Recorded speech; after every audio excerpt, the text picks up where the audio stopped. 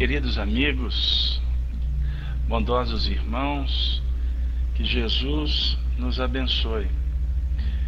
Para nós é um motivo de muita alegria estar de volta nesse espaço bendito, no qual estão sendo acolhidos por todos vocês da Sala Falando Espiritismo na Rede Amigo, aqueles companheiros também da Rádio Fraternidade, enfim, todos os corações que se intercambiam conosco nessas vibrações, nesse carinho, nessa amizade, nessa grande rede de fraternidade que Jesus está nos convidando para participarmos.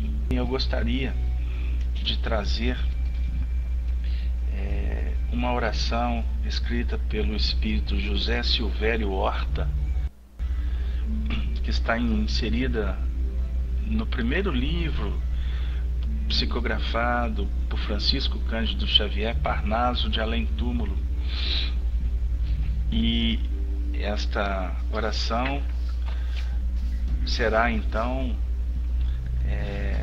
reavivada, poetizada por esse grande benfeitor que tem auxiliado tanto no mundo espiritual a todos nós ainda necessitados do entendimento, do aprendizado, do Evangelho. Afirma assim o benfeitor. E eu os convido para nos intercambiarmos nessas vibrações. Pai nosso que estás nos céus, na luz dos sóis infinitos, Pai de todos os aflitos, desse mundo de escarcéus, santificado Senhor, seja o teu nome sublime, que em todo o universo exprime concórdia, ternura e amor. Venha ao nosso coração o teu reino de bondade, de paz e de claridade, na estrada da redenção.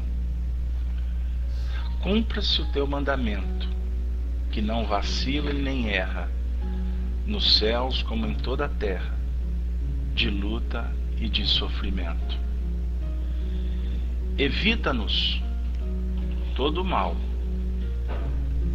dá-nos o pão no caminho, feito na luz, no carinho do pão espiritual. Perdoa-nos, Senhor, os débitos tenebrosos, de passados escabrosos, de iniquidade e de dor. Auxilia-nos também nos sentimentos cristãos, a amar nossos irmãos que vivem longe do bem. Com a proteção de Jesus, livra nossa alma do erro, sobre o mundo de desterro, distante da vossa luz. Que a nossa ideal igreja seja o altar da caridade, onde se faça a vontade do vosso amor. Assim seja. Jesus, nesse momento nós te suplicamos, abençoe a todos nós que estamos carentes e saudosos da tua presença.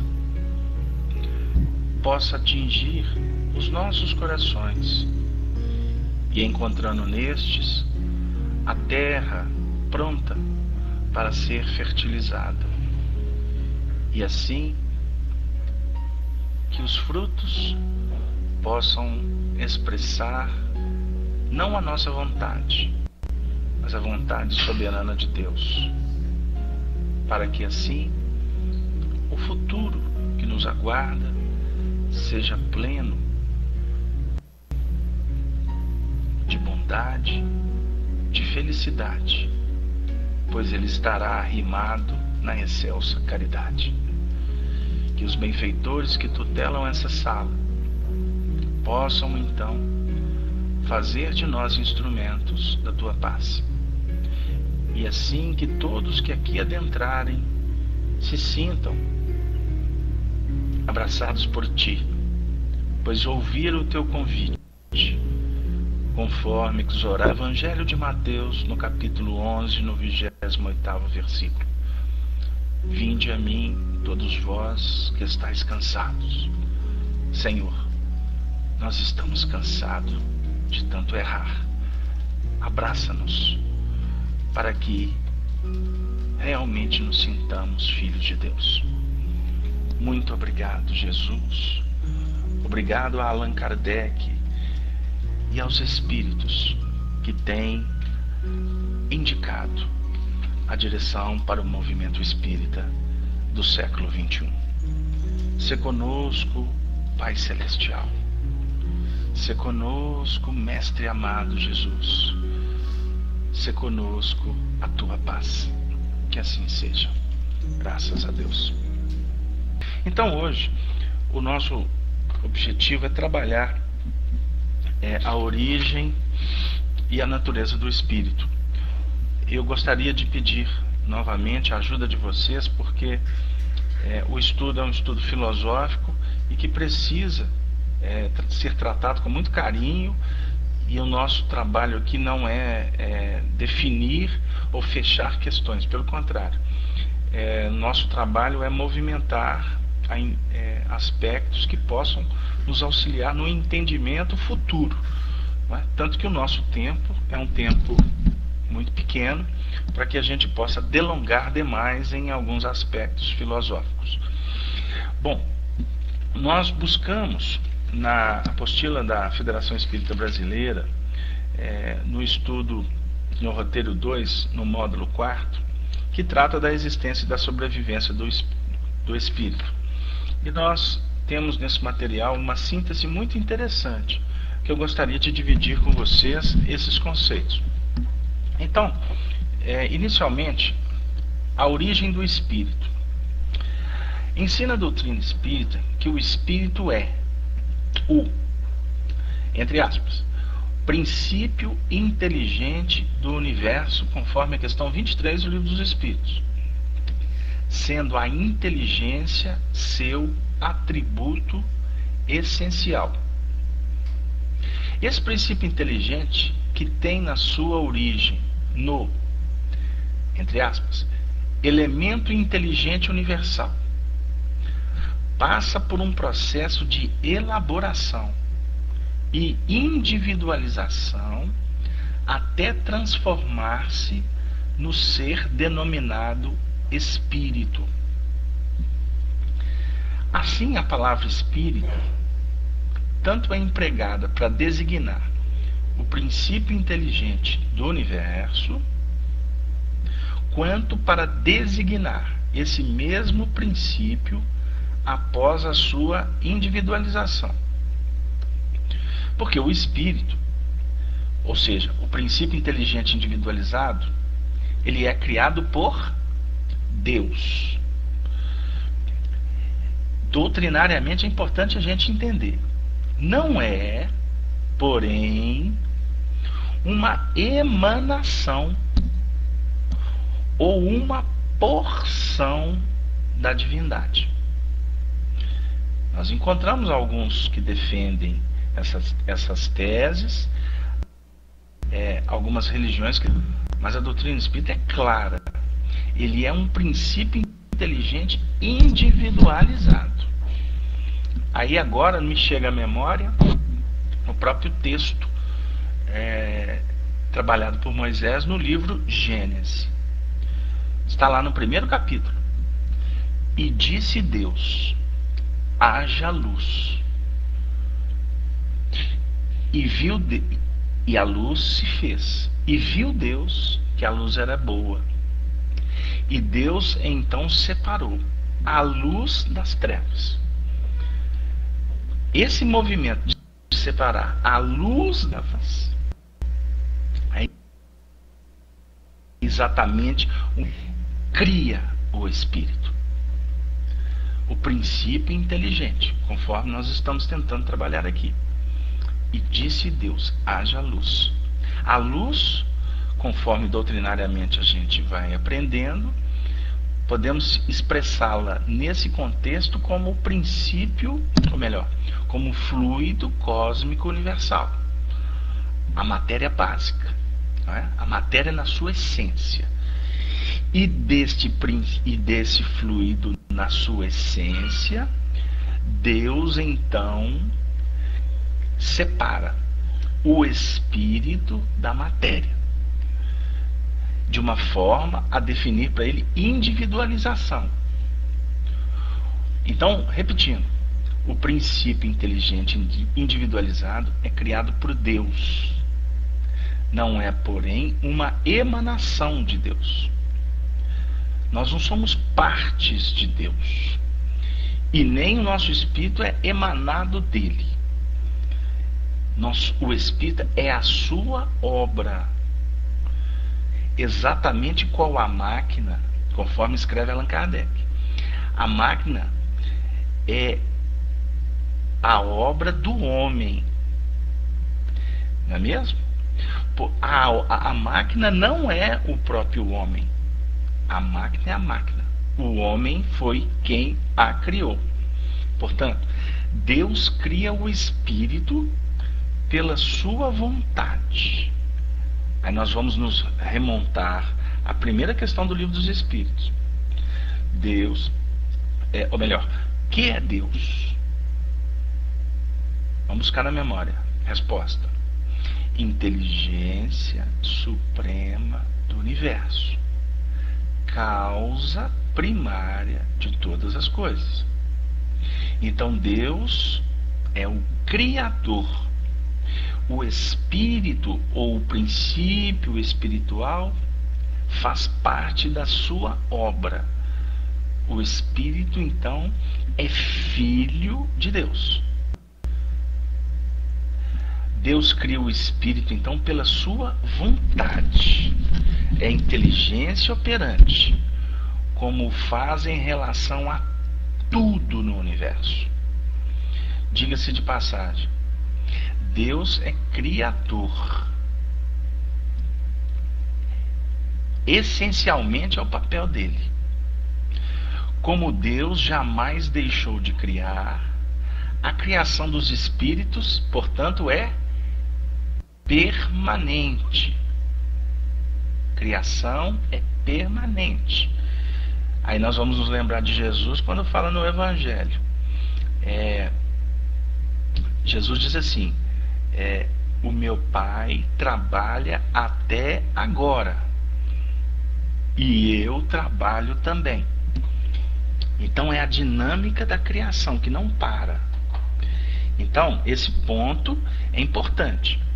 Porém, após a criação de Deus, vamos pensar assim: Deus criou o espírito e ao espírito compete realizar a obra, a vontade do Criador. Portanto, nós, como princípios espirituais, vamos intelectualizar a matéria, vamos operar a matéria, ou com a matéria, vamos dizer assim.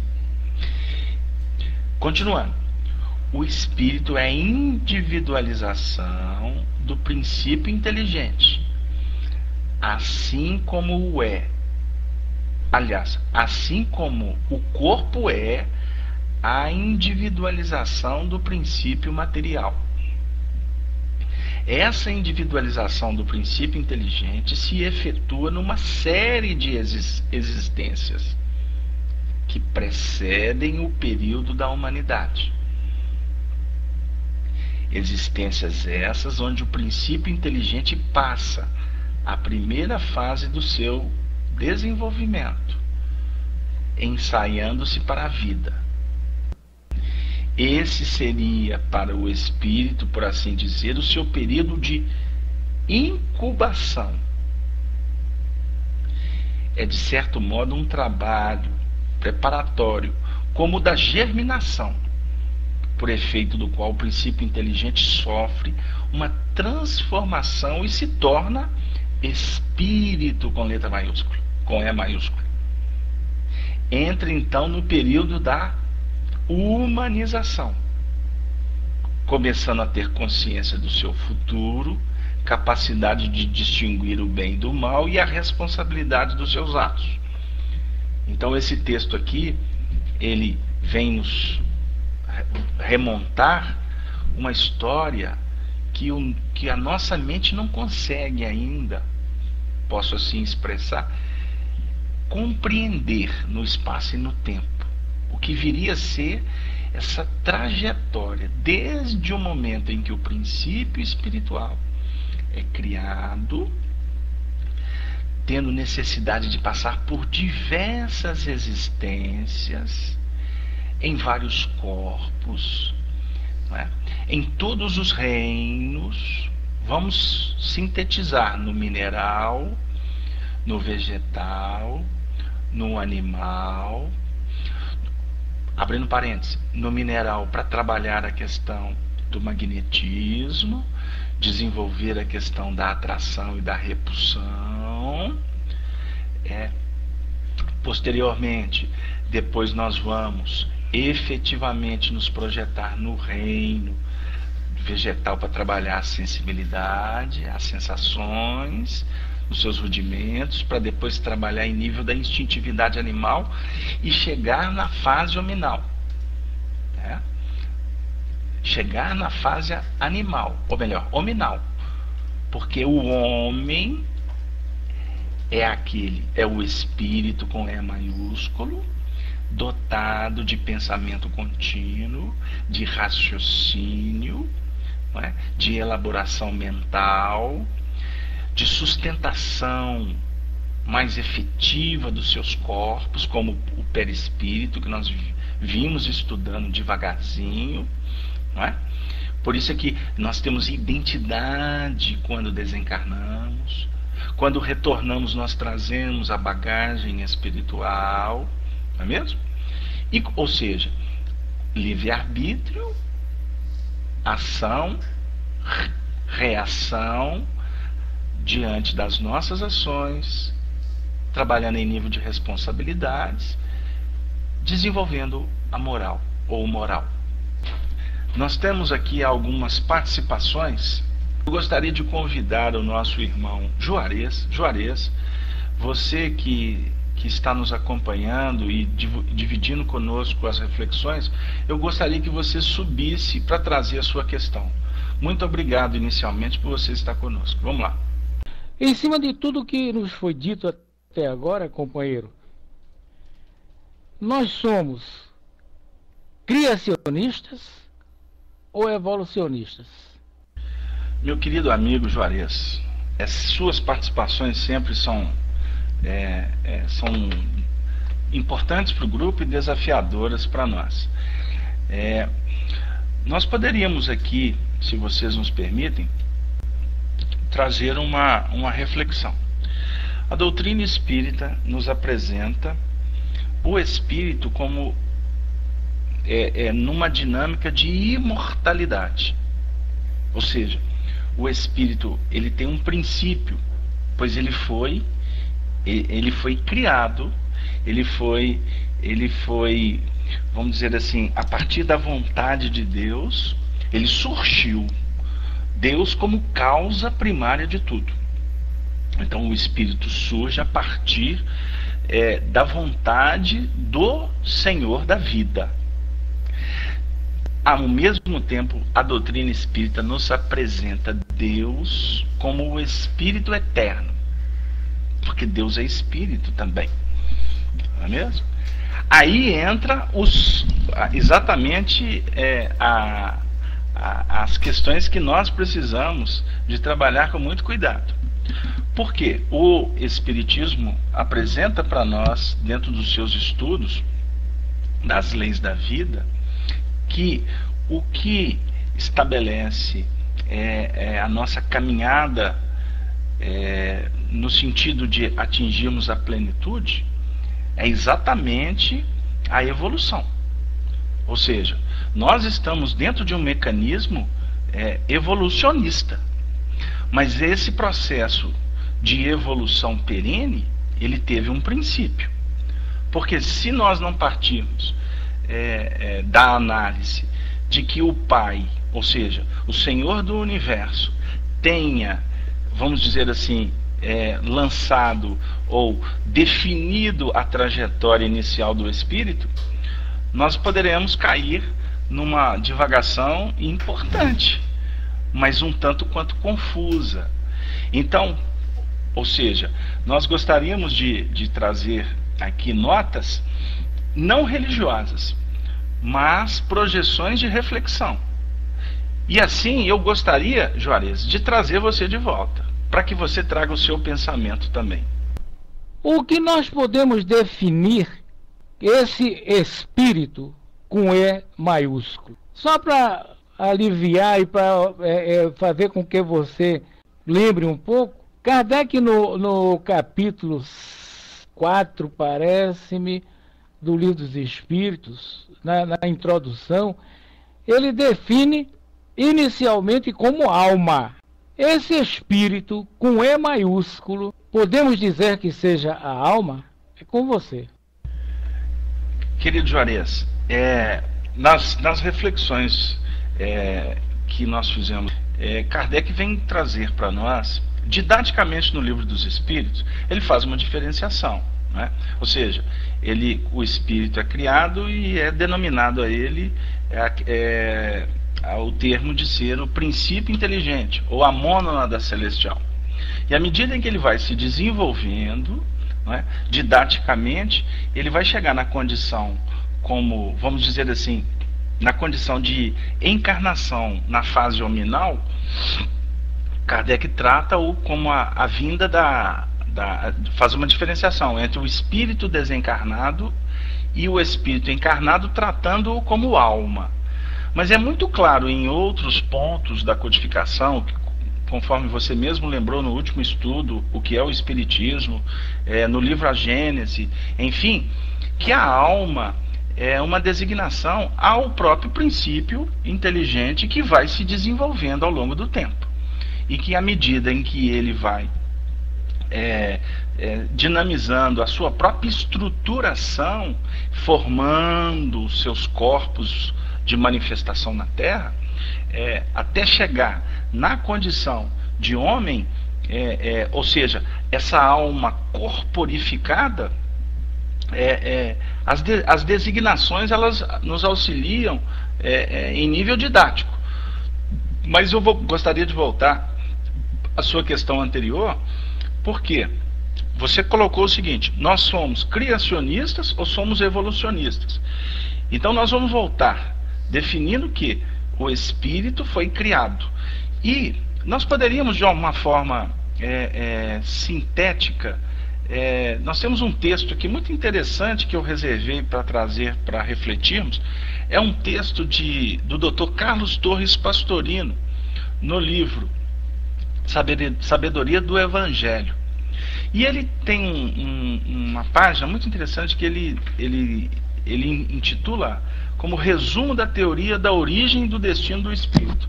Se vocês me permitem, eu gostaria de ler alguns pequenos parágrafos, são 4 parágrafos.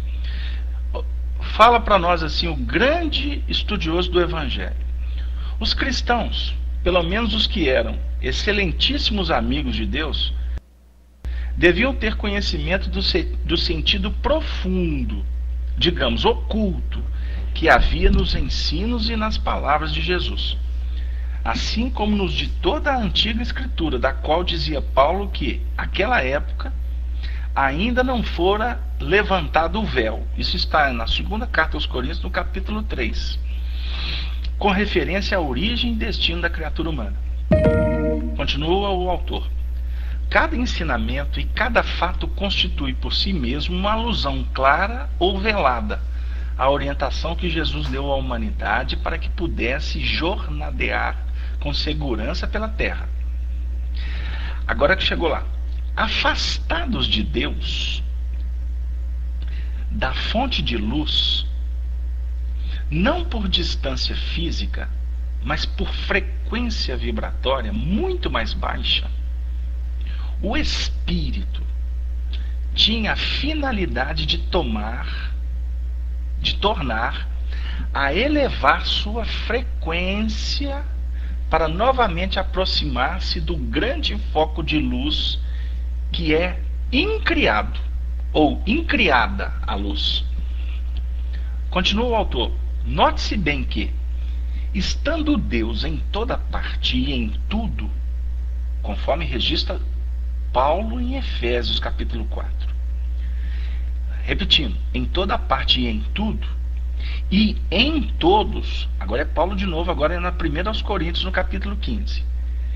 Ninguém e nada pode jamais separar-se de Deus, donde tudo provém e no qual se encontram todas as coisas.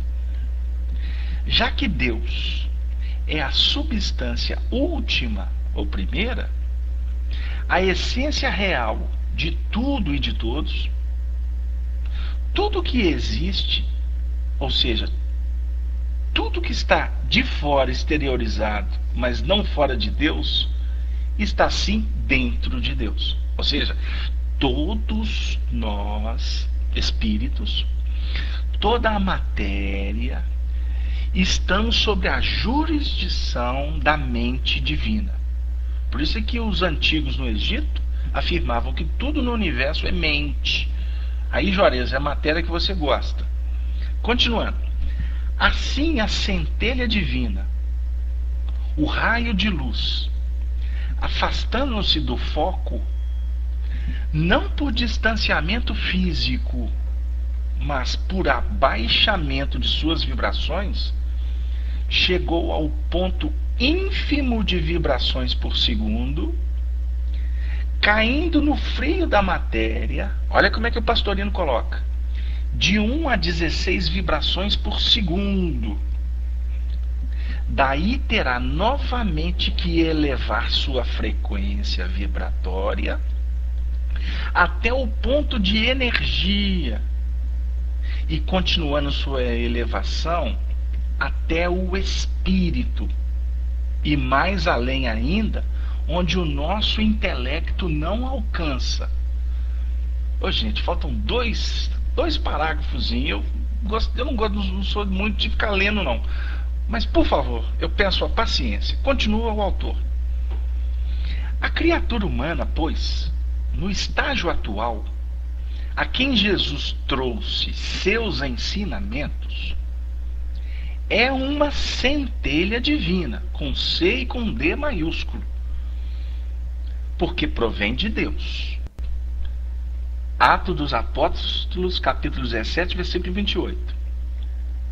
Dele também somos geração, mas está lançada numa peregrinação pela terra, numa jornada árdua para o infinito. Na criatura, então, a essência fundamental é a centelha divina, a mônada. Isso constitui o nosso, letra maiúscula, eu profundo, ou eu supremo, também denominado Cristo interno, que é a manifestação da divindade. Entretanto, está terminando, um raio de sol, por mais que se afaste de sua fonte, nunca pode ser dela separado. Nunca pode destacar-se dela. Quem jamais conseguiu isolar um raio de sol de sua fonte? Qualquer tentativa de interceptá-la, fá-lo retirar-se para trás, e só permanecemos com a sombra e as trevas. Assim, o ser humano, o eu profundo, jamais poderá ser destacado nem separado de sua fonte, que é Deus. Eu e o Pai somos um, afirmou Jesus. Porém, afastar-se aparentemente por esfriamento devido à baixa frequência vibratória que assumiu. Ora, acontece que esse raio de sol entre parênteses, a centelha divina, se torna o que chamamos um espírito com E maiúsculo, ao assumir uma individualidade. Esse espírito apresenta tríplice manifestação: a imagem e a semelhança dos Elohim, conforme está escrito no livro Gênesis, no capítulo 1, versículo 26. Aqui o Pastorino coloca dessa forma: a imagem e semelhança dos Elohim. Mas agora a minha memória busca o texto e eu me relembro que está escrito assim: e criou Deus o homem a sua imagem conforme a nossa semelhança. É exatamente o texto. Eu não estou aqui com o Antigo Testamento aberto. Eu estou buscando aqui, se tiver algum verbo, alguma palavra mal colocada, vocês me perdoem. Mas a ideia é essa. Conforme a sua imagem e a nossa semelhança.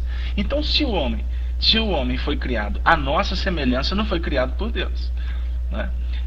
Aliás, foi criado por Deus, mas ele foi trabalhado ao longo do tempo conforme a semelhança dos espíritos que estão à frente na jornada evolutiva. Então, Beto, perfeito como está sendo elaborado a sua aula hoje.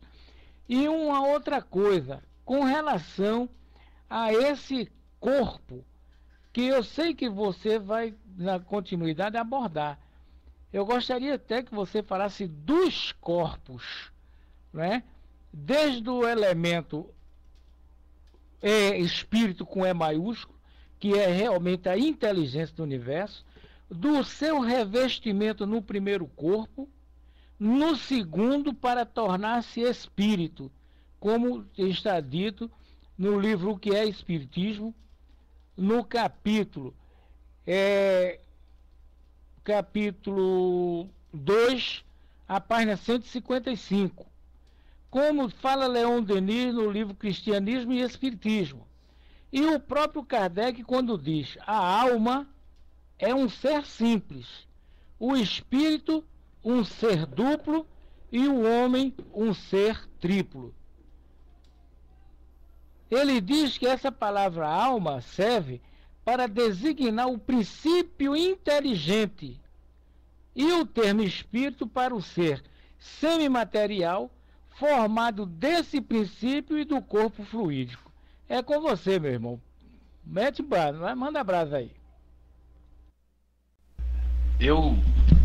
Queridos amigos da sala, eu costumo brincar com o Juarez que no nosso trabalho existe uma proibição.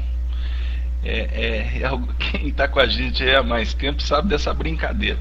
E a proibição é pergunta difícil, né? Então, assim, a gente observa que esse assunto é um assunto que mexe mesmo com a gente, e, enfim, e que a gente tem que trabalhar com bastante cautela, devagarzinho, porque lembramos que temos companheiros na sala que estão chegando aqui como a gente, né? E aqui agora, inclusive, eu encontro a citação que o Juarez coloca no chat, e que diz assim: chamamos espírito a alma revestida do seu corpo fluídico. A alma é o centro da vida do perispírito, como este é o centro da vida do organismo físico. Ela que sente, pensa e quer. O corpo físico constitui com o corpo fluídico o duplo organismo, por intermédio que ela atua no mundo na matéria. Que belo texto, né? Que maravilha. E aí, inclusive, nós vamos encontrar, dentro desse próprio trabalho que nós separamos aqui do Pastorino,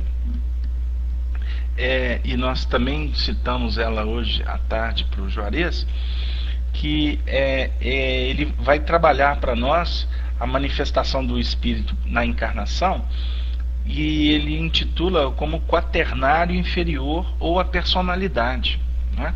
Que vem corroborar com todo esse dinamismo que Allan Kardec nos apresenta e Leon Denis, como Gabriel Delane também desenvolve. O que vem a ser um quaternário inferior ou personalidade? É a base de uma pirâmide no simbolismo desse estudo. é uma personalidade transitória que se renova a cada nova encarnação, assumindo um novo nome, tendo consciência, no caso consciência menor, apenas desse nome da existência, em ato, que permanece durante sua vida na Terra e continua após a desencarnação, até o renascimento seguinte, quando outra personalidade e outro nome são adquiridos. Ao homem foi ordenado que morra uma só vez, conforme define Paulo em Hebreus, capítulo 9. Ou seja, a personalidade que ele trata como homem, ela tem que morrer uma vez só, para reiniciar um outro processo. E dentro desse mecanismo da chegada do processo da reencarnação, essa divisão dessa personalidade se dá em quatro pontos. O primeiro, que ele vai classificar como intelecto ou mente concreta. O que faz? Manipula as ideias que se transformam em pensamentos e raciocínios discursivos. Necessita desenvolver-se a cada novo renascimento, porque o cérebro físico é novo, e aí vem. O texto é longo. Depois vem o segundo elemento, que é o corpo astral, sede dos sentimentos e emoções, desejos e ambições, prazeres e dores morais. Em seguida vem o duplo etérico, sempre ligado ao corpo físico. No duplo etérico nós vamos ter a sede das sensações chamadas físicas: dor, calor, prazer, etc. Que criam, vamos ver, os impulsos, os quais, tornando-se habituais, formam os instintos. E por último, ou o principal aqui nesse contexto da reencarnação, é o corpo físico, é o corpo denso. O que faz? É a condensação do corpo astral na matéria densa, onde repercutem todos os pensamentos, pois o corpo físico é apenas a materialização do pensamento do espírito, que ainda busca sensações e alimenta desejos de qualquer espécie. Não é? Então aqui nós remontamos o estudo do perispírito novamente, né? Para falar que o perispírito, dentro desse contexto, que aprimora o ser diante dessa escala ascensional, evolutiva, ele se projeta na Terra através do intelecto, né? Ou seja, a mente, né? A mente concreta, não é a mente essencial, ou a estrutura mental, vamos dizer assim, que é o mecanismo que vai manipular as ideias em nível discursivos, né? Em nível intelectual, né? Em nível de entendimento, que se projeta em nível do corpo astral, ou seja, que se projeta ao mesmo tempo que recebe o fluxo e o refluxo dos sentimentos, das emoções, dos desejos, ambições, prazeres, dores morais, não é? O duplo etérico, que vai definir as sensações, e o corpo físico, que é a nossa necessidade, porque por isso que vai definir para nós a lei de causa e efeito, a nos projetar, a nos mostrar o caminho de volta, não é? Então hoje o nosso foco de interesse é o corpo físico. Nós estamos aqui elaborando, entendendo e se libertando das questões do mundo, que envolve prazer, que envolve emoção. Por isso que a nossa mente, inclusive, formata esse corpo físico.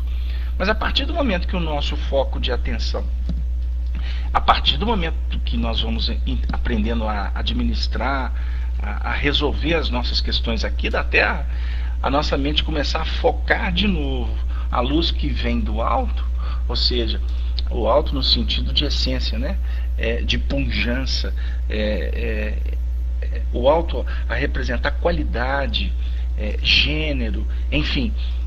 O nosso ponto de elevação vai ser objetivar a cruz lá no Calvário, que vai ser efetivamente a nossa porta de liberdade. Eu gostaria então de propor para o grupo que na próxima semana a gente dê continuidade a esse estudo, mas falando um pouco mais sobre a evolução do princípio inteligente, já num contexto terráqueo, né, vamos dizer assim.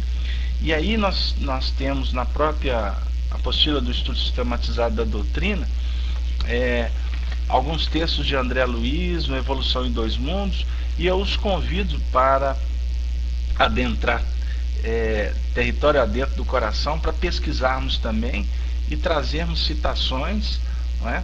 Para que a gente possa, todos nós, nos engrandecermos no estudo.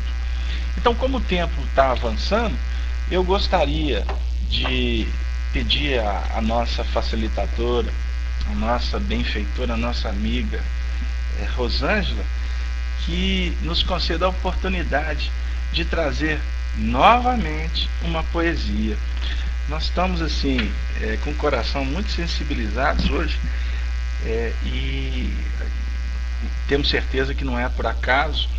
E como nós não iríamos fazer a prece inicial, e a Chanry pediu que o fizéssemos, e nós trouxemos o nosso querido Monsenhor Horta, agora nós, já que estamos com o Parnaso de Além Túmulo em nossas mãos, eu gostaria de convidá-los para nos acompanhar através das mãos abençoadas de Chico. Júlio Diniz, poeta português, nascido em 1839 e desencarnou em 1871, trouxe uma poesia que é intitulada Poesia, que diz assim: poesia da natureza, embalsamada de olores, ornamentada de flores, que os meus encantos resume. Poema de singeleza, esplendente e delicada, como raios de alvorada, cheia de luz e perfume. Suavidade e doçura, das rosas, das margaridas, das lindas sebes floridas nos dias primaveris. Radiosidade e frescura, fragrâncias, amenidade, aromas, alacridade dos cenários pastoris. As cotovias cantando, as ovelhinhas balindo, as criancinhas sorrindo, na alegria das manhãs.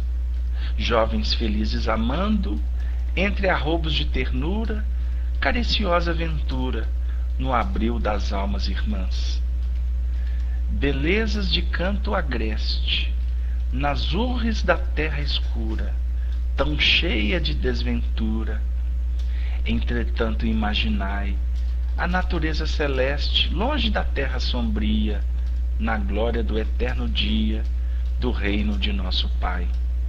Ó terra, quanto eu quisera unir-te toda a poesia, a mesma santa harmonia que te prende à luz dos céus. Nessa mesma primavera, dos rutilantes espaços em que me sinto, e nesse movimento, nós, na condição de criancinhas sorrindo na alegria das manhãs, jovens felizes amando, entre arrobos de ternura, cariciosa aventura, no abril das almas irmãs, gostaríamos de nos despedir de todos vocês, bondosos companheiros, e ao mesmo tempo pedindo a Jesus, aos nossos benfeitores espirituais, a nossa querida Mãe Santíssima Maria, que possamos ter a oportunidade divina de estar aqui com vocês na próxima semana, não apenas para discursar, para trabalhar a nossa cognição, para nos engrandecer em cultura doutrinária ou evangélica, mas acima de tudo, meus queridos amigos, para que nós possamos voltar aqui para reviver os tempos da Galileia, aqueles momentos de ternura, de bondade, de mansuetude, em que Jesus, reunido com pessoas de vida simples, trouxe a mensagem da Boa Nova e foi capaz de transformar o mundo. Muitas vezes nós temos o púlpito, os destaques, queremos conversar com os doutores, os intelectuais, E esquecemos de que nem sempre, dentre estes, nós vamos encontrar a pureza da alma, aquele estado de espírito que comunga a felicidade apenas por estar junto, não para disputar, mas para doar, não para ganhar na terra, mas perder para avançar um pouco mais. Não é? Então, que possamos nesse momento agradecer e pedir a essa oportunidade de, relembrando a Galileia, os pastores, estes pescadores de almas simples e singelas, trazermos esses aspectos de brandura para a nossa intimidade, e nesse momento de transição planetária, aonde as disputas, o consumismo, a violência estão maculando tanto, a lei de causa e efeito trazendo as respostas das semeaduras insanas do ontem, e por isso vendo dores, abandonos, assassinatos, vendo a miséria, vendo a corrupção, os frutos teratológicos de tantas semeaduras equivocadas. Então nós temos que agradecer a Jesus e nesse movimento realmente suplicar para que o cristianismo possa não só estar entrando dentro de nós através da doutrina espírita, mas que o cristianismo possa encontrar assento, que o cristianismo possa encontrar aconchego na nossa intimidade, para que o cristianismo possa verdadeiramente começar a sair da gente, para que a mensagem do Evangelho possa brotar de uma forma simples, mas eficiente, de uma maneira perene e de uma forma que possa felicitar não só o nosso coração pelo dever cumprido, mas também adocicar um pouquinho a vida daqueles corações que passam pelas provas difíceis, desses testemunhos que toda a humanidade vive e que vai, a partir das nossas respostas, definir o nosso bom aproveitamento, a nossa permanência nesse planeta abençoado, nesse planeta água, que não temos como não nos reportar a água da transformação, a água que nos batiza, e por isso o Batista veio para dizer para todos nós: endireitai as veredas, porque o tempo do Senhor está próximo. João Batista, nos tempos atuais, vem através de Allan Kardec e dos Espíritos da Verdade, portanto, nos convidar para sermos os precursores desses tempos novos, os precursores daquela era almejada e preconizada por Jesus, a era do Espírito.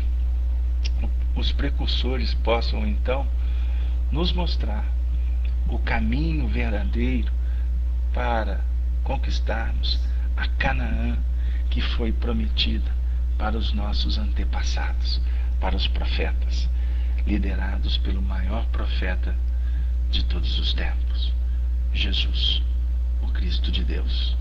Muito obrigado a todos, e nestas vibrações, nestas reflexões, nos colocando à disposição para a semana que vem estarmos aqui de volta para continuar no desenvolvimento do assunto, a evolução do princípio inteligente. Muito obrigado, que assim seja.